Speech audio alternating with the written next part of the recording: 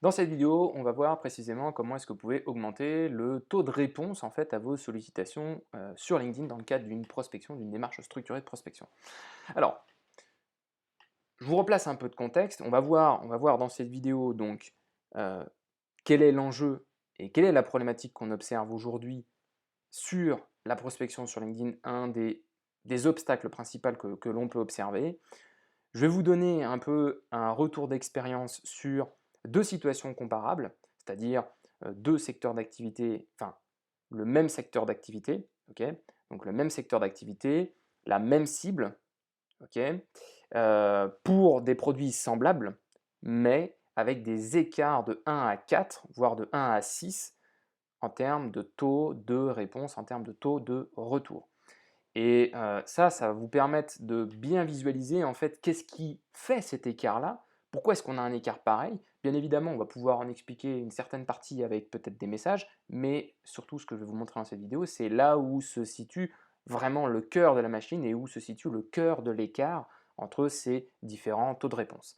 Bien évidemment, multiplier les taux de retour par 4 ou par 6, c'est juste considérable et bien évidemment, pour une démarche de prospection, c'est presque indispensable.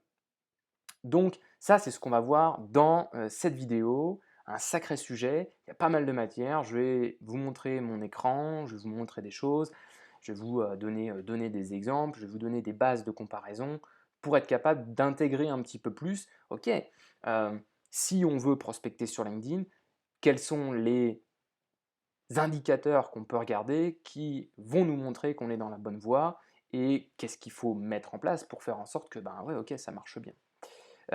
Et je vais en profiter pour dézinguer deux, trois petites idées, des idées préconçues qu'on peut avoir sur la prospection sur LinkedIn. Ça fait pas de mal de faire ça au passage. Ça donne deux, trois claques à quelques principes.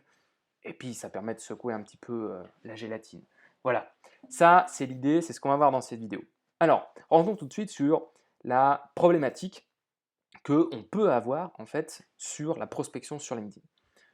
Quand je parle de prospection sur LinkedIn, ça veut dire qu'à un moment donné, on va faire de la prise de contact, c'est-à-dire qu'on va aller cibler des interlocuteurs, ça peut être des décideurs, je vais vous montrer très rapidement comment on peut faire deux, trois choses, et ensuite, on va faire de la prise de contact, c'est-à-dire qu'on va leur envoyer des invitations, on va leur envoyer des messages, ou on va leur envoyer des emails. Donc là, je suis d'un point de vue technique, je vais vous montrer très rapidement, voilà, aussi dans un instant. Mais quand on fait ça, c'est que la première étape. Et en réalité, que les gens acceptent notre invitation, je ne veux pas dire que c'est une formalité, parce que ce n'est pas exactement une formalité, mais en tout cas, même quand on est mauvais, on a 30% des gens qui acceptent, 30-40% des gens qui acceptent. De base, c'est un réseau social, le but c'est d'agrandir le réseau, donc en fait, si on ne fait pas n'importe quoi, bah oui, on a 30-40% des gens qui acceptent. Bien évidemment, on peut aller à plus que ça, bien évidemment, on peut aller à 80%. Oui, sur certaines situations, et je vous montrerai des exemples dans lesquels effectivement on a des taux comme ça. Je ne vous montrerai pas les statistiques détaillées, mais en tout cas je vous montrerai les origines et les tactiques qui sont utilisées. Comme ça, au moins, ça vous permettra de vous éclairer. Voilà, après pour l'autre, il y a plutôt des paramètres de confidentialité que je ne peux pas me permettre de vous montrer dans cette vidéo. C'est pas grave, mais voilà, en tout cas, vous aurez les stratégies. Donc ça, c'est ce on va voir aussi dans cette vidéo. Alors, si je passe tout de suite sur mon écran, ok. Alors, il faut que j'arrive à retrouver où est-ce que je suis, parce que je partage un écran, mais je ne sais pas lequel. Euh, ok, j'ai compris où je suis, c'est bon. Voilà. Alors, euh, alors c'est pas ça que je voulais vous montrer, quoique. Voilà, quand je vous disais comment dire, des taux de retour de 80% en acceptation, c'est quand vous faites un post comme ça, là, ce post-là, donc du coup ça me permet de parler de ça, ce ne sera pas dans l'ordre, voilà, la vidéo ne sera pas dans l'ordre, tant pis. Donc ici, on a un post en fait qui a fait 235 000 vues, 200, 236, 235, 236 000 vues, 235, voilà, 1330 likes, 473 commentaires. Et donc ici, on a accès à tout un tas de personnes, ok. Alors tous ne sont pas des prospects qualifiés pour nous, tous ne sont pas des décideurs, il y a plein de monde, ça part dans tous les sens, il n'y a pas de souci. Mais ce qui est très intéressant, c'est qu'en fait, ici, on a créé beaucoup de visibilité. Ça, c'est le premier point. Donc, on a créé beaucoup de visibilité. Le deuxième point qu'il y a eu en face, c'est que donc la visibilité permet d'augmenter la notoriété. Et la notoriété, c'est le premier facteur en fait d'augmentation des taux de retour. C'est-à-dire que vos taux de retour vont augmenter quand votre notoriété va augmenter. Vous êtes plus connu, vous êtes dans la place, on a vu votre tronche je ne sais pas combien de fois, du coup on vous connaît un petit peu plus et c'est un petit peu, comment est-ce que je pourrais dire ça, votre épicier de quartier, la première fois que vous y allez, bon ok, mais au bout de la 30, 40e fois que vous y allez, bon, ben, vous permettez des familiarités un petit peu plus importantes, peut-être que vous allez raconter 2-3 trucs personnels, bref, ça, c'est exactement ce qui se passe. Et donc, ce que l'on veut, c'est au travers de nos posts, donc là, on commence déjà à dérouler un petit peu des stratégies, mais ce qu'on veut en tout cas au travers des posts, c'est d'être capable de faire ça, de faire en sorte que les gens ils nous connaissent un petit peu plus au travers de nos contenus. Donc, ça, c'est le premier point. Alors, je vous montre très rapidement sur une partie recherche. Ok. Donc là, je vais partir sur le Sales Navigator parce que les possibilités de ciblage sont vraiment très intéressantes et je vais vous montrer un exemple là-dessus dans cette perspective. Alors ici, hein, pour monter un cran en plus, en fait, il faut plus utiliser le Sales Navigator. Moi, je ne l'utilise pas suffisamment pour que, eh bien, on me dise « Ouh, trop bien ». Donc voilà. Alors, je vais vous montrer un exemple simple de ce qu'on peut faire. Ici, je vais appliquer mes préférences commerciales. Ok, donc j'ai déjà défini en fait mes préférences commerciales, donc les gens avec qui je préfère me connecter. Je mets par exemple réseau 2. Donc ici, j'ai 8000 décideurs que je peux cibler, qui vont être intéressants pour moi dans les secteurs que je cible, dans la zone géographique que je cible, et qui correspondent aux fonctions. Donc ici, décideur, vous avez vu, donc CXO, directeur, manager, owner, partner, VP. Je pourrais même virer manager ici pour avoir encore plus un flux vraiment ultra ciblé. Et ici, company and account, donc voilà, donc des boîtes qui vont de 11 salariés à 1000 salariés, et plus gros, non, je n'en veux pas. Voilà, donc ça c'est un truc que je peux faire. Et ce que je vais faire, par exemple, c'est Years in current position, less than 1 year. Et là, ce que je veux, c'est uniquement cibler les gens qui ont changé de poste il n'y a pas très longtemps. Et là, je peux même aller sur les 68 qui ont changé de poste sur les 90 derniers jours. Et là, ce qui va être intéressant, c'est que je vais pouvoir avoir des gens qui sont en poste depuis pas très longtemps. Ça veut dire que ils ont commencé à rentrer dans la boîte, ils essaient d'amener des nouvelles idées, ils sont encore dans l'enchantement de la société, donc ils sont dans un certain état d'esprit. Ça va être intéressant d'aller ajouter ces gens-là, si on a une bonne stratégie derrière, pour leur poser des questions, comment ça se passe votre prise de poste, etc., etc. Et donc on a des très bons prétextes pour pouvoir prendre contact avec eux et engager la conversation. Maintenant, ce qui va faire que, donc ça c'est pour vous montrer très rapidement d'un point de vue prospection, ok, on va aller cibler de manière hyper précise et ça va nous permettre de dérouler en fait un prétexte hyper précis pour pouvoir prendre contact avec eux et engager la conversation. On a un très bon prétexte pour engager la conversation finalement. Ça, c'est vraiment là, allez, on va dire, c'est une des stratégies qui est assez intéressante. Enfin, c'est le principe de base, c'est de cibler avec un prétexte. Ça, c'est la stratégie que nous, on enseigne à nos clients. Ce qui va faire qu'on va avoir des taux de retour plus importants, c'est que déjà, on a une bonne raison de les contacter. C'est-à-dire que si notre seule bonne raison de les contacter, c'est «Hey, vous correspondez parfaitement à ma cible», c'est un peu pas terrible comme moyen de dire «Bon, on discute». Non, ouais, bon, merci quoi, non. Euh, je vous précise quand même une chose, c'est que mon titre de profil, c'est quand même décrocher 10-20 rendez-vous par mois avec des patrons de PME ETI. Donc quand je envoie une invitation à un patron de PME ETI, c'est quand même assez clair de là où est-ce que je vais, quoi. Hein. C'est assez explicite.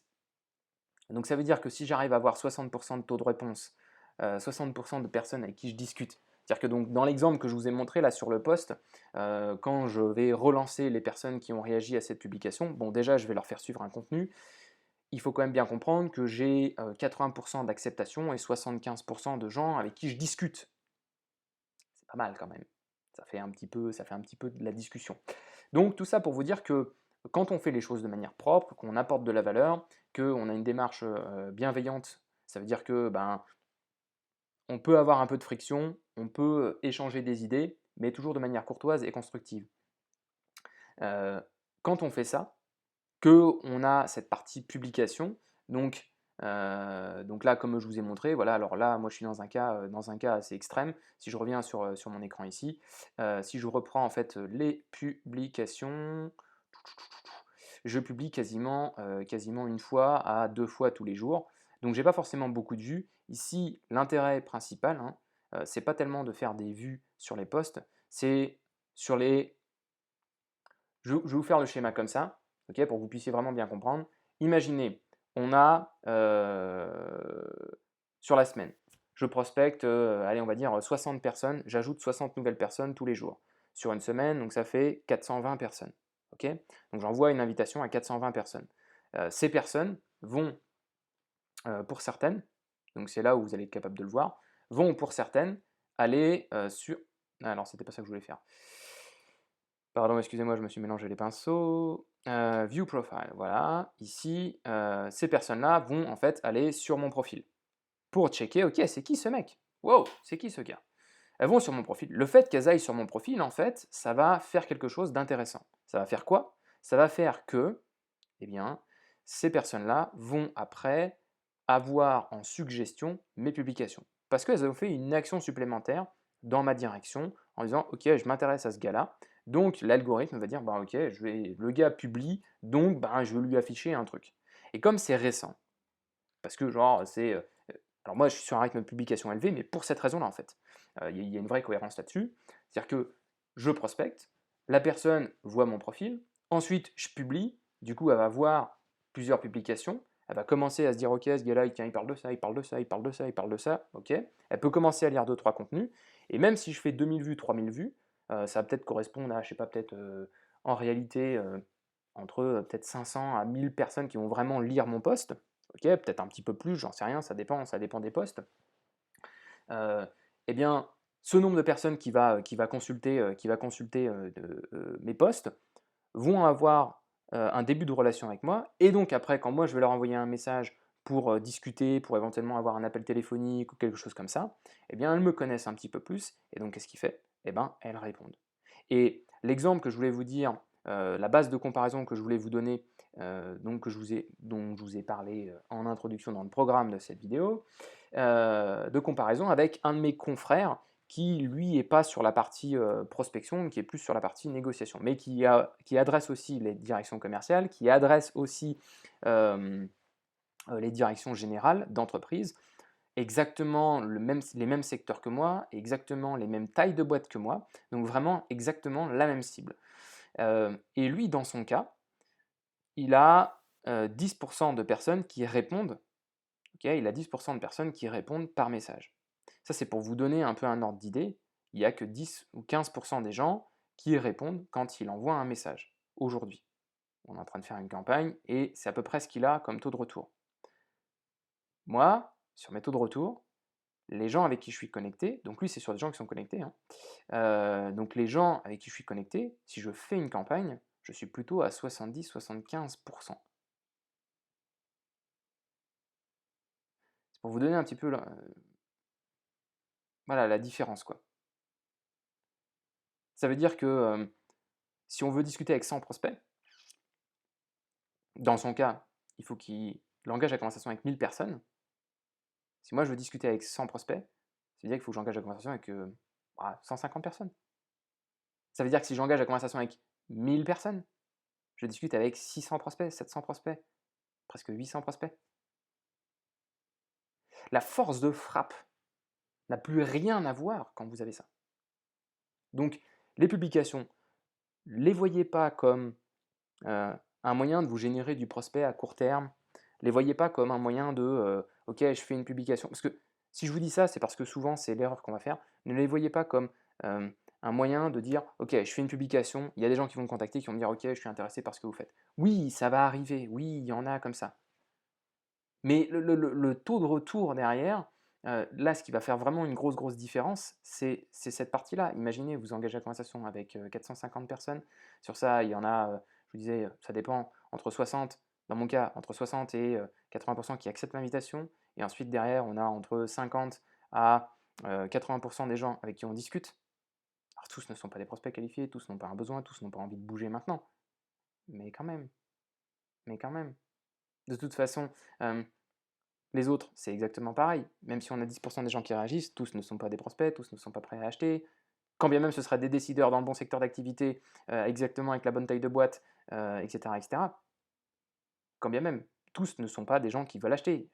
On commence, ils sont suspects, ok, jusqu'à ce qu'ils aient un besoin, une problématique, un sujet sur lequel ils veulent avancer, sur lequel ils n'arrivent pas à résoudre telle ou telle chose. Et ça, on le sait pas, a priori, quand on va taper à la porte. On ne le sait pas. Mais donc, l'écart de taux de retour ici, la différence fondamentale entre les deux profils, la différence vraiment fondamentale entre les deux profils dont je vous ai parlé, le mien et celui de mon confrère, c'est qu'en fait, il y en a un où je publie tous les jours, où je mets des commentaires. Il y en a un qui publie très irrégulièrement, publie un post de temps en temps.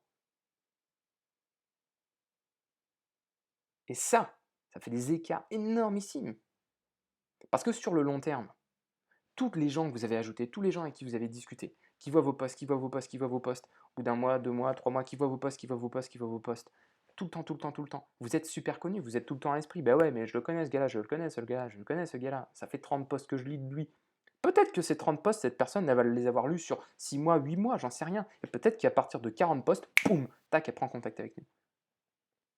Bon, on a été la chercher au départ, on a tissé de la relation, on a tissé de la relation, et la relation, elle a mûri. Et on a créé de la confiance parce que on a dévoilé nos parts d'ombre. On a enlevé, entre guillemets, des trucs qu'on peut dire, mais j'ai l'impression qu'il me cache quelque chose. Il va probablement essayer de me vendre quelque chose.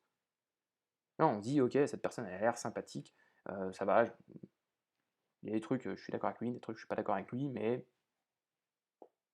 voilà, ça m'a l'air d'être quelqu'un de cool, de respectable, courtois. Ok, why not? Ça peut toujours être intéressant, il a avancé plein d'idées, ok, ça peut toujours être intéressant de discuter. Ça, c'est exactement ce que vous voulez faire. L'importance de publier, l'importance de commenter, et quand je vous dis commenter, c'est pas que commenter les posts de vos confrères, en fait, c'est de commenter aussi les gens de votre réseau. Donc ça, c'est vraiment ce qui va faire que vous allez exploser en termes de taux de retour. C'est vraiment ce qui va faire que votre démarche de prospection va être acceptable, va être acceptée, et surtout que ça va être super rentable, quoi. C'est pour ça que je voulais vous faire cette vidéo pour vous présenter ça, parce que c'est quand même hyper important d'avoir à l'esprit que la prospection sur LinkedIn, c'est pas juste de la prise de contact. Si vous faites juste de la prise de contact, vous allez obligatoirement devoir tomber dans une logique de volume énormissime pour pouvoir avoir des taux de retour satisfaisants. Et vous faites de la politique de la terre brûlée. Et si aujourd'hui vous vous plaignez, vous dites ouais, les gens ne répondent pas, c'est tous enfoirés, ils sont jamais sur LinkedIn, etc. Si vous dites ça, posez-vous la question. Est-ce que le type en face, je l'ai suffisamment rassuré?